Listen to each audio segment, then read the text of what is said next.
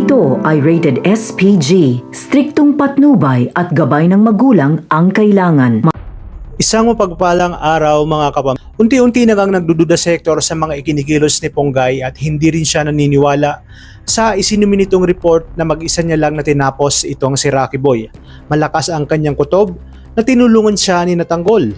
Kaya simula noon ay personal niyang minamanmanan ang lahat ng kilos at galaw nito. Hanggang sa narinig niya na tinawagan ni Ponggay si Natanggol at tinanong ang kanilang bagong kinaroroonan o ang kanilang hideout. Kaya naman sinundan niya ito at hindi inakala ni Ponggay na sinundan siya hanggang sa mapalapit na siya sa hideout. Nakita ni Hector na tinawag ni Ponggay si Tanggol.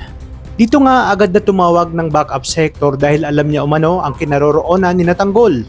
Sa kabilang banda, pinakiusapan naman ni Tanggol ang kanyang nanay Tess na palihim na puntahan si Santino upang makausap si Santino dahil gusto ni Tanggol na magkita sila at siya mismo ang personal na magpapaliwanag na hindi siya ang pumatay sa mag-ina nito.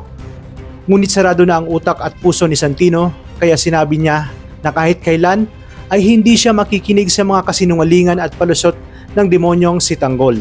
At para sa kanya, si Tanggol ang pumatay sa kanyang mag-ina. Bumalik tayo kina Tanggol kung saan magiging huli na ang lahat dahil kaagad na dumating ang mga backup.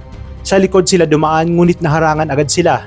Dito na nagkaroon ng habulan at pakikipagpatintero hanggang sa magpang-abot nga sila sa isang mataong lugar.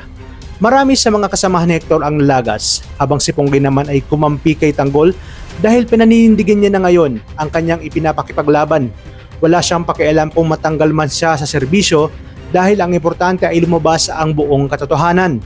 Ngunit sa pagtatapos ng laban ay isa lang ang matitira kina Hector at Tanggol. Dito na nga matatapos ang kayabangan ni Hector dahil hindi na siya bubuhayin ni Tanggol.